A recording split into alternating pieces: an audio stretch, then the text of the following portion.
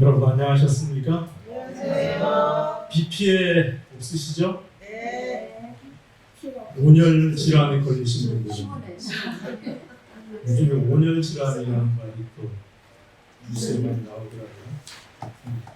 그래도 우리는 다행히 피해가 없지만 우리 주변에 또 멀리 있는 이웃들이 피해를 입으시는 분이 많으니까 위해서 기도하시는 그런 우리 성도님이 되셨으면 좋겠습니다. 순망치암이라는 말이 있잖아요. 입술이 없으면 이가 시리다. 오늘 그 입술이 없어지니까 예배 드리는데 이가 조금씩 시리죠. 이가 삐걱삐걱 PPT도 삐걱삐걱하고 그러죠. 그래서 사람이 우리가 든 자리는 몰라도 난 자리는 안다고 하더니 확실히 그렇습니다. 우리 목사님 가족들이 휴가를 가셨는데 휴가 가셔서 아마 보고 계실 거예요. 저 같으면 안 보겠지. 목사님이시니까 보시겠지.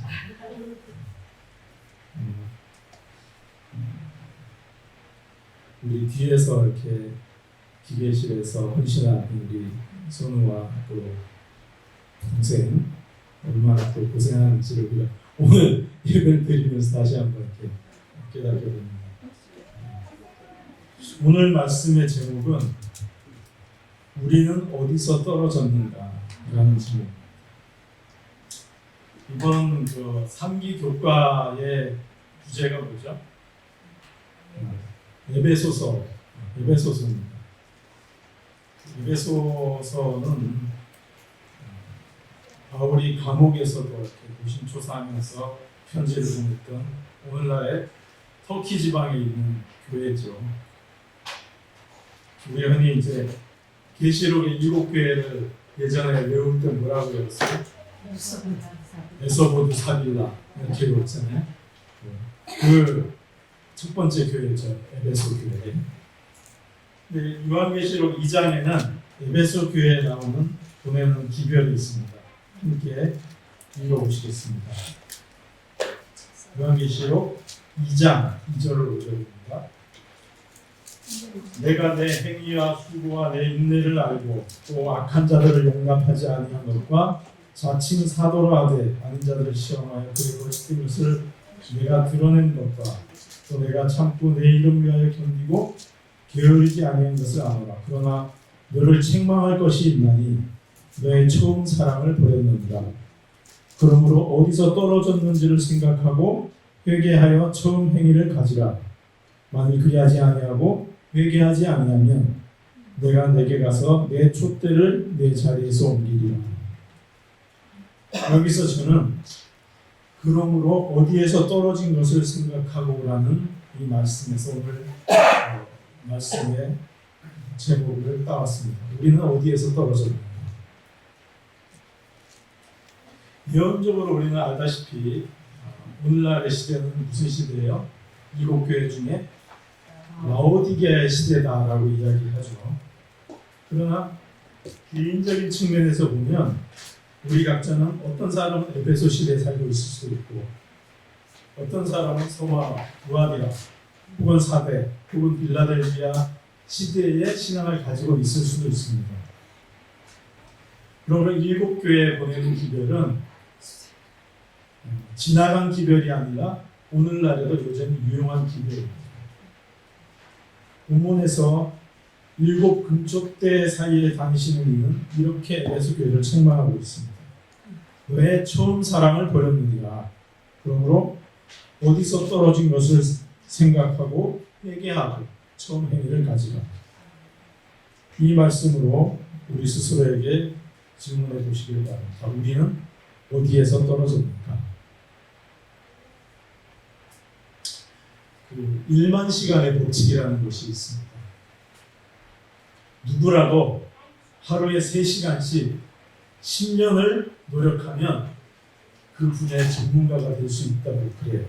그래서 1만 시간을 투자하면 누구든 전문가가 될 수 있고 영어 공부를 1시간을 하면 영어 전문가가 될 수 있고 물론 모든 법칙들이 다 그렇듯이 항상 어떤 경우에는 적용되는 말은 아니지만 또 문제는 그렇게 3시간씩 10년을 투자할 수 있는, 그렇게 노력할 수 있는 그런 사람이 별로 없다는 거예요. 그러나 일정 시간 한 분야에 투자하면 어느 정도의 수준까지는 이룰 수 있을 것입니다. 그래서 여기 계신 분들도 뭐 우리나라 속담에도 서당계 3년이면 뭐예요? 풍어를 얻고, 10단계 3년이면 뭐예요? 라면을 끓인다고. 교회에서 3년을 지나면 뭐예요? 집사가 된다. 집사가 된다. 그냥 웬만한 성경절들은 다 한 번씩 들어본 성경절이 되는 것이죠.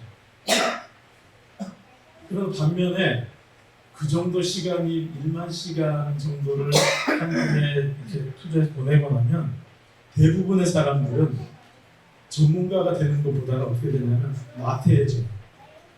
나태해지고 타선에 젖게 되고 피로감이 와요. 그렇게 우리는 처음 사랑을 버리게 되는 거죠. 제가 오늘 사실은 이 PPT 자료도 준비를 했었는데 이게 좀 에러가 있어서 그냥 하겠습니다. 90년대 유명했던 그룹이 있어요. 남성 그룹이 공이롭이라고. 아시는 분들은 아시겠지만 모르시는 분들은 또 모르시겠죠. 아주 오래된 연인들이라는 노래가 있습니다. 우리 이윤 수사님 끄덕끄덕 하시잖아요. 아시는 분? 공이롭이. 아주 오래된 노래. 김동희 수사님 아세요? 아신다고 아시면 손을 들어야지. 이용 집사님 아시죠? 아는 사람은 다 안 돼요. 김정구, 남인수 이런 것만 듣지 마시고. 거기 가사가 이렇습니다. 아주 오래된 연인들 가사가 저녁이 되면 의무감으로 전화를 하고 관심도 없는 서로의 일과를 묻곤 하지. 가끔씩은 사랑한다는 말로 서로의 위로하겠지만 그런 것도 예전에 가졌던 두근거림은 아니야. 주말이 되면 습관적으로 전화를 하고 약속을 하고 서로를 위해 봉사한다고 생각을 하지. 가끔씩은 서로의 눈을 피해 다른 사람을 만나기도 하고 자연스레 헤어질 핑계를 찾으려 할 때도 있지. 처음에 만난 그 느낌, 그 설레임을 찾는다면 우리가 느낀 실증은 이젠 없을 거야. 야야. 이렇게 가서 어쩌면 우리의 신앙이 하나님과 우리와의 관계도 너무 오래돼서 습관적으로 교회를 오고 습관적으로 찬미를 하고 습관적으로 가끔씩 기도도 하고 그렇지만 하나님으로부터 우리의 마음은 점점 멀어져 가고 있는 것은 아닌지 모르겠습니다.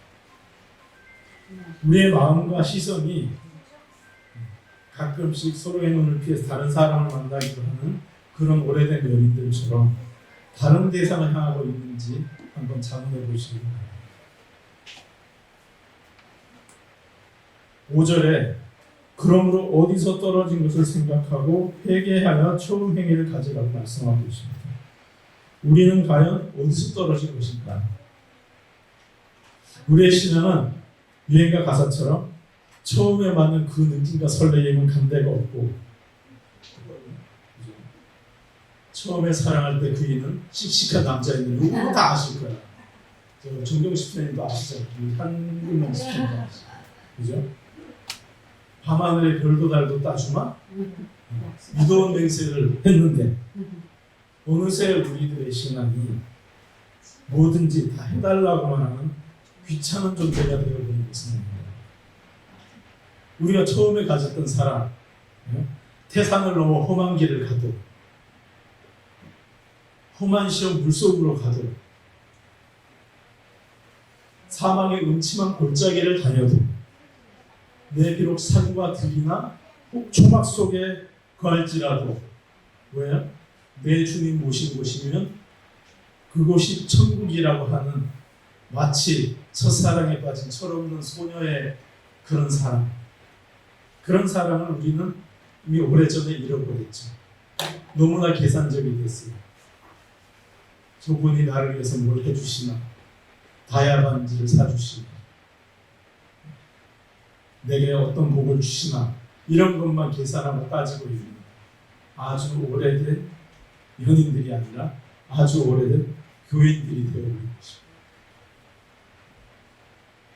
우리는 과연 처음에 하나님의 그분의 무엇이 좋아서 사랑하게 되고 믿게 되고 산 넘고 바다 건너서 여기 계신 분들이 그냥 평온하게 있는 것 같지만 여기까지 오는 신앙생활 동안 얼마나 많은 고비가 있으셨겠어요? 우리가 그런 그 산을 넘고 바다를 건너서 이곳까지 오게 됩니까? 우리가 어디에서 떨어졌는가?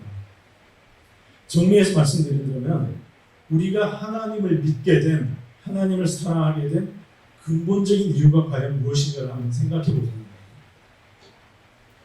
우리가 시간이 남고 돈이 남아서 화요일, 금요일, 토요일 교회를 오고 11조 드리고 감사원금 드리고 이런 건 아니잖아요. 바보도 아니고. 우리가 하나님을 사랑하는 이유를 요한은 이렇게 설명하고 있습니다. 요한 4장 19절에 우리가 사랑함은 그가 먼저 우리를 사랑하셨습니다. 제가 교회에 열심히는 아니지만 그래도 꾸준히 나오는 이유가 뭐냐? 교회 오면 젊어져요. 네? 사회는 나가잖아요. 사회 나가고 뭐 캠페인을 가거나 카페 누굴 만나고 하면 일 때문에 누굴 만나면 저 정도 이제 나이가 되면은 나이가 많은 축에 속하는 거예요. 네? 저 어디 가면 거의 나이가 제일 많은 축에 속해요. 그렇지 사회에서는. 어디 병원에 막 아이고 아버님 이러고 내가 그 말을 듣고 충격을 받아가지고 저희 아버님하고 같은 연세라서 잠깐 말씀드린 치아 관리 이렇게 하셔보니 그래갖고 뭐라고 말도 못하고 입을 벌리고 있어가지고. 근데 교회에 오면 우리 저기 뭐지 예원이나 채원이 뭐 요런 또래 나은이 이런 또래를 제외하고는 서울 이런 제외하고는 제가 아주 젊은 척에 속해요. 그렇죠? 그러니까 제가 교회를 떠날 수가 없는 거예요. 교회 와서 젊어진 게 아니고. 아 그래요? 그럼. 그것도 맞아요. 네. 교회 다니시는 교회 분들이 이쁘게 하고 오잖아 얼굴. 지금 여기 그 또래에 60, 70 되시고 이런 분들 사회에서 만나면 고 할머니 막 그렇잖아요. 그죠? 말도 막 이상한 말만 하고. 근데 여기에 우리 인생의 비극이 있습니다. 삶이라고 하는 것은 전진만 있지 후진이 없잖아요. 우리가 다 알다시피 브레이크도 없어요. 우리가 아기들 키울 때 3살, 4살이 제일 이쁘잖아요.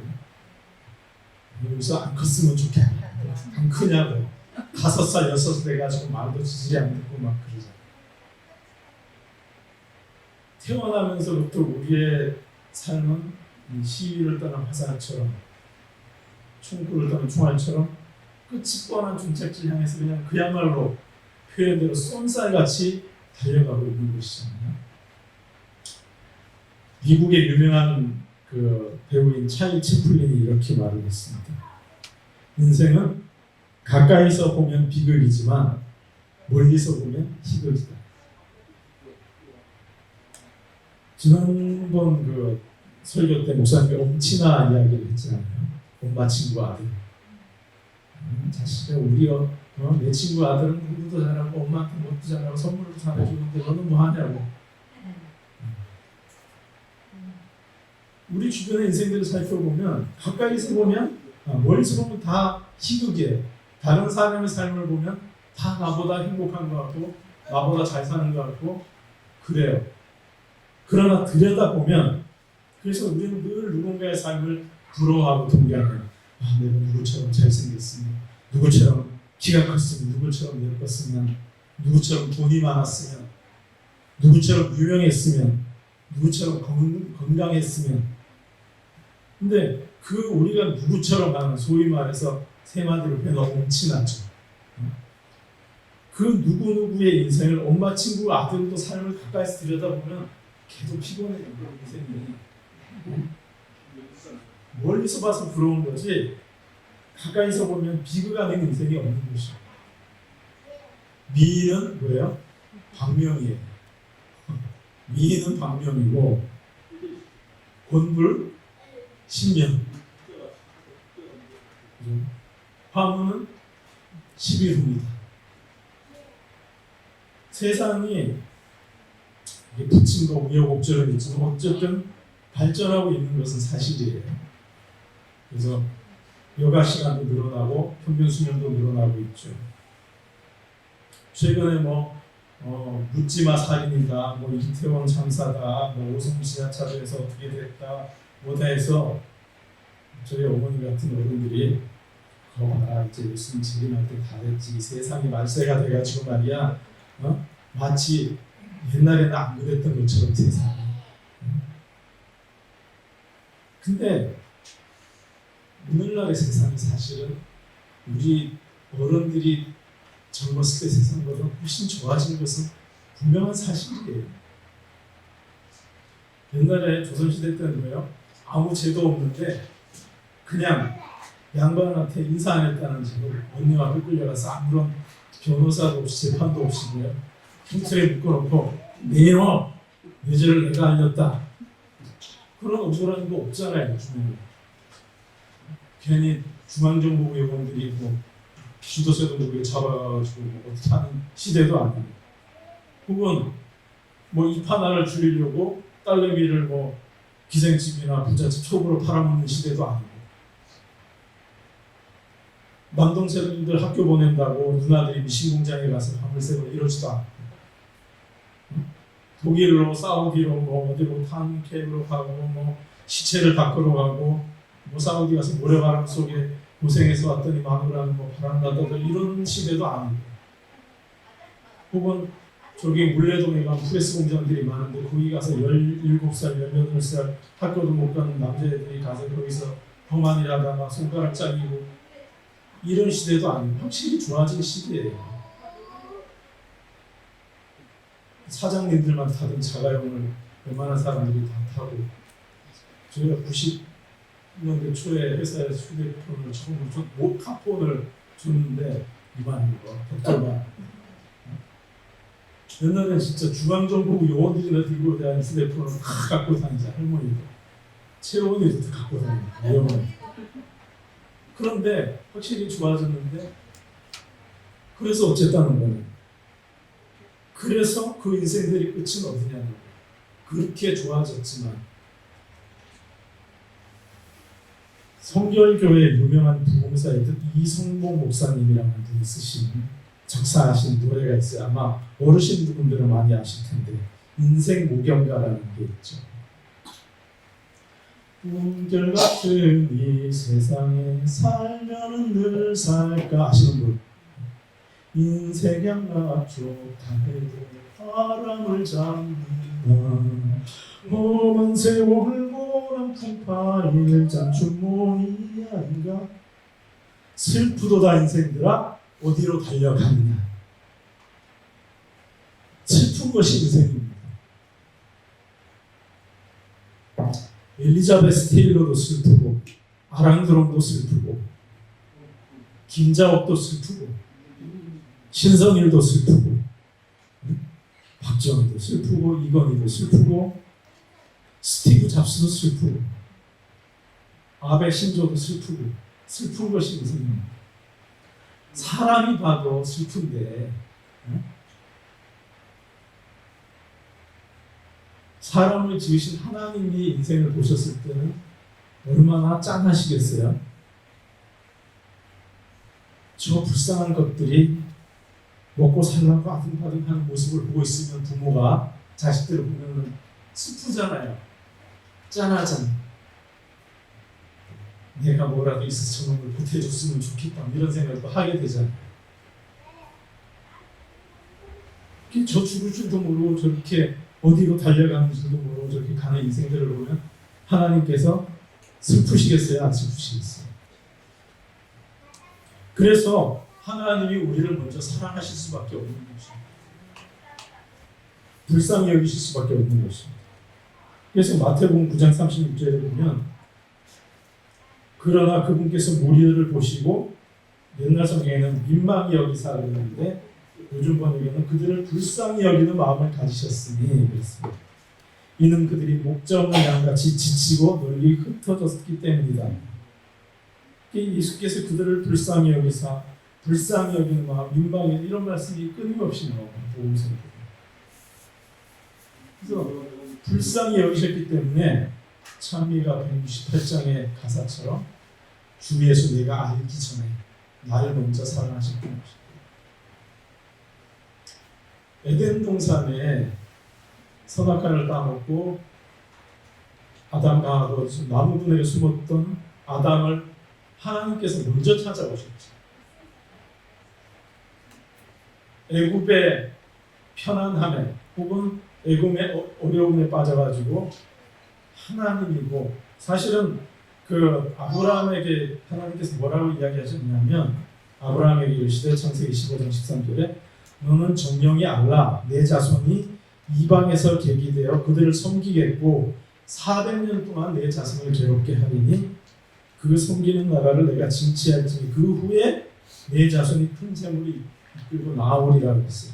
그러니까 400년 동안 애굽에서 종살이 할 것을 예언하셨고 그 후에 그들을 이끌어내실 것을 이미 아브라함에게 예언을 하셨음에도 불구하고 모세 시대에 이르러서 이스라엘 백성들이 그것을 기억하고 있었어요?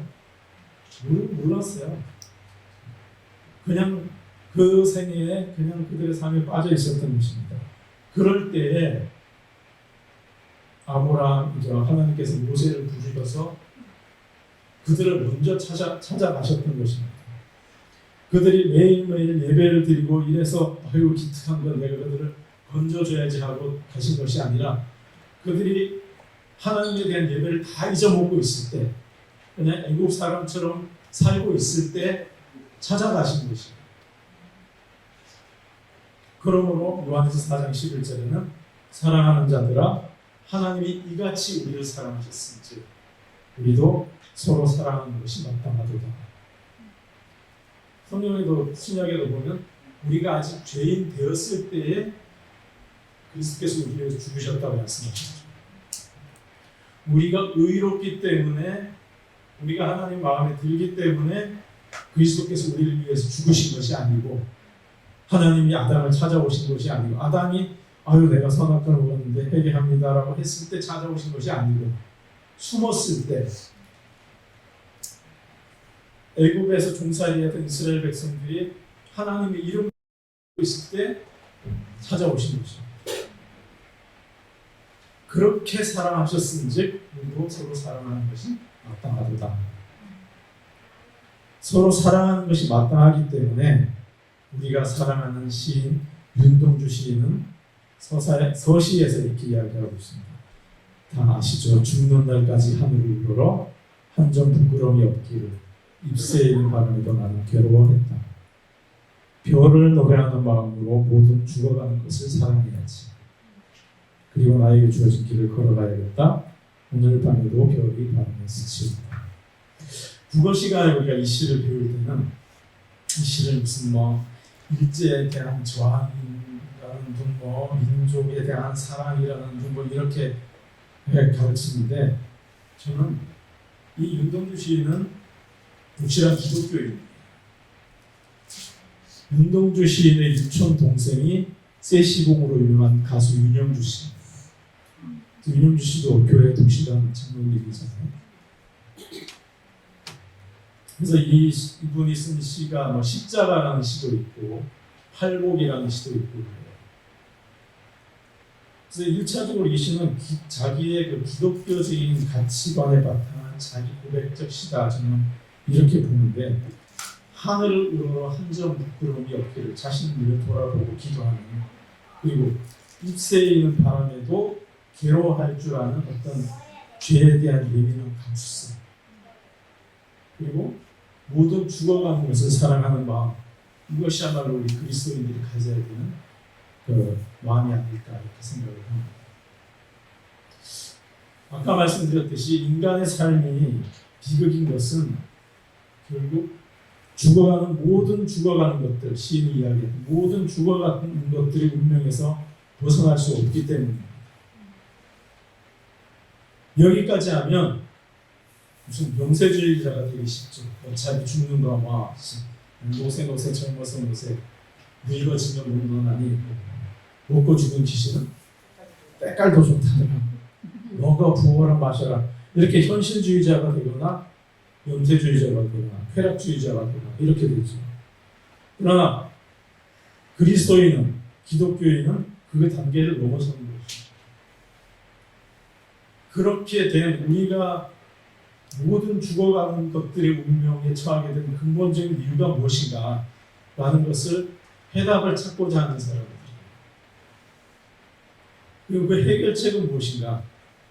그것을 찾고자 하고 그 해답을 성경에서 찾는 것이 그리스도인입니다. 성경에서 찾은 그 해답은 뭐냐? 원인이 뭐냐? 그것은 곧 죄라고 하는 것이다. 그래서 로마서 6장 23절에 죄의 삭은 사망이다. 명확하게 답이 나와 있어요. 해결책은 뭐냐? 그 다음에 하나님의 은사는 그리스도 예수 우리 주 안에 있는 영생이니라. 죄의 삭은 사망이요 하나님의 은사는 그리스도 예수 우리 주 안에 있는 영생이니라. 다시 말해서 이 사망과 사망의 반대말은 영생이잖아요. 사망의 원인은 죄, 영생의 길은 하나님의 은사, 예수 그리스도를 통해서 주어진 하나님의 은혜다. 이렇게 나와 있는 것입니다. 바로 이것 때문에 우리가 하나님을 믿는 것입니다. 우리의 어떤 신앙생활 속에서 온갖 때와 욕심과 거미줄들과 예를 들어서 오래 다녀서 우리가 신앙생활합니다. 그냥 오래 다녔기 때문에 혹은 누구 때문에 혹은 사업에 좀 도움이 될까 싶어서 혹은 교회 오빠 때문에 교회 누나 때문에 부모님이 다니니까 병을 좀 고칠까 싶어서 등등 이런 것들을 다 걷어내고 나면 태초에 우리가 그랬듯이 우리는 사랑하는 하나님과 사랑하는 존재 영원히 함께하기 위해서 그죠? 우리가 결혼을 하는 이유가 뭐예요? 저 남자가 나한테 구찌백을 사주고 싶어서 저 여자가 나한테 맛있는 밥을 해줄 것 같아서 아니잖아요. 처음에 사랑할 때는 그 사람과 함께 있고 싶어서 결혼하는 것이에요.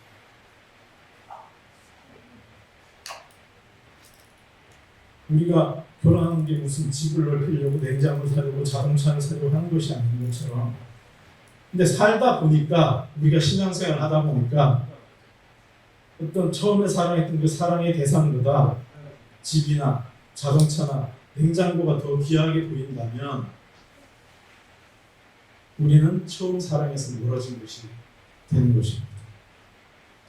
우리가 사랑한 이유, 우리가 처음 신앙을 시작한 이유를 다시 한번 더듬어 보시기를 바랍니다. 처음 사랑에서 멀어졌다면 우리가 어디에서 떨어졌는지를 되짚어 보시기를 바랍니다. 또 하나 우리가 생각해 봐야 될 것은 우리가 처음 사랑을 지켜나가는 데 있어서 중요한 것은 모든 죽어가는 것들을 사랑하는 것입니다. 아무리 우리가 둘이서 남녀가 죽고 못 살아도요 둘만 사랑하면 그 사랑을 지켜나갈 수가 없어요. 우리가 결혼할 때 주례 선생님들이 항상 하시는 말씀이 상대방의 부모를 내 부모처럼 하고 이제 가족과 가족이 연합하는 것이고 아이고 저 주례서 언제 끝나나 빨리 밥 먹으러 가야 되는데 이러면서 듣잖아요. 그러니까 둘이만 좋다고 되는 것이 아니라 상대방의 부모도 사랑해야 되고 상대방의 자라난 배경도 사랑해야 되고 또 살다 보면 밤낮 없이 쿵쿵대는 미층의 아이들도 사랑해야지 안 그러면 쌈박질 하잖아요. 그러면 둘의 사랑을 지켜나갈 수가 없어요. 툭하면 또 시끄럽다고 쫓아 올라오는 밑에 친구도 또 사랑해야 되잖아요. 학교에서 요즘에 무슨 그 학교 아동학대 때문에 그 뉴스들이 시끌시끌 하잖아. 학교에서 우리 아이들을 가르치는 선생님도 사랑해야 돼.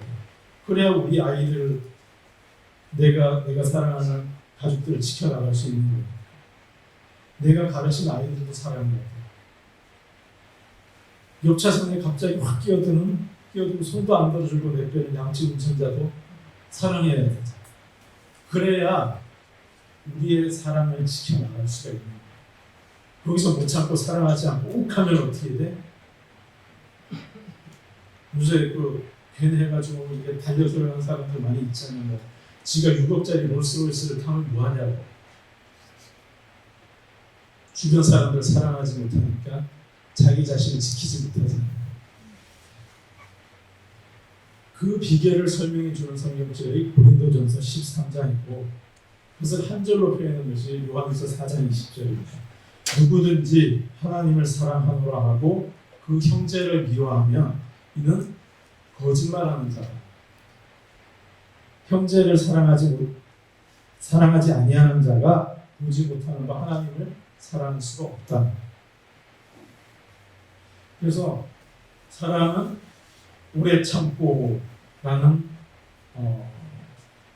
성경절 앞에 사랑은 하고 가로 열고 밥을 늦게 주어도 오래 참고 사랑은 돈을 못 벌어와도 남에게 챙기지 오래 참고 이렇게. 그래서 그 사랑을 고린도전서 13장이나 이런 사랑을 궁극적으로 보여주신 것이 바로 십자가라는 것입니다. 그래서 아까 윤동주 시인이 썼던 또 다른 시 십자가의 마지막 두 연이 이렇게 시작됩니다. 괴로웠던 사나이 행복한 예수 그리스도에게처럼 십자가가 허락된다면 모가지를 들이고 꽃처럼 피어나는 피를 어두워가는 하늘 밑에 조용히 흘리겠습니다. 우리는 예수님도 아니고 시인도 아니기에 꽃처럼 피어나는 피를 조용히 흘릴 수는 없을지 모르겠지만 그러나 모든 죽어가는 것들, 우리 주변의 사람들 사랑하도록 노력할 수 있을 것입니다. 누군가 우리를 속상하게 하는 사람이 있다면 우리 홍 수장님 늘 하시는 말씀이죠. 측은지심을 가져. 좀 그래요. 저 죽어가는 것, 다 죽어가는 처지에 그래도 소망이 있는 내가 참아야지 하고 그렇게 하는 것이 우리의 사랑을 지켜나가는 것입니다. 아가서 2장 15절 말씀을 보고 마치겠습니다. 아가서 2장 15절에 우리를 위하여 여우 곧 포도원을 허는 작은 여우를 찾으라. 그렇게 우리 주변의 것들을 우리 주변에 보는 바 그 형제를 사랑하는 것, 이것이 바로 우리의 천국, 우리의 포도원. 우리의 포도원, 아가 술람 여인과 솔로몬 왕의 천국은 그 포도원이잖아요. 그 포도원을 허는 여우를 찾는 것입니다. 천국은 주변에 천사들이 있어야 천국이에요. 그죠? 그래서 내 비록 산과 들이는 혹 초막 속에 거해도 내 주를 모신 곳이면 그것이 천국이 되는 것이죠. 그래서 우리 주변을 천사들로 채우면 그것이 천국이 되는 것입니다. 그래서 우리 주변에 적들이 많으면, 우리가 사랑하지 않은 존재들이 많으면 그것은 천국이 될 수가 없는 거예요. 우리가 모든 죽어가는 것들, 시인의 마음으로 혹은 예수님의 마음으로 모든 죽어가는 것들을 사랑하셔서 우리의 가정과 우리의 교회와 우리의 일터를 천국으로 만들어 가시는, 그래서 우리가 떨어진 것, 우리가 처음에 떨어진 그 사랑을 회복하시는 그런 저와 여러분 되시기를 바라면서 말씀 드리겠습니다. 아멘.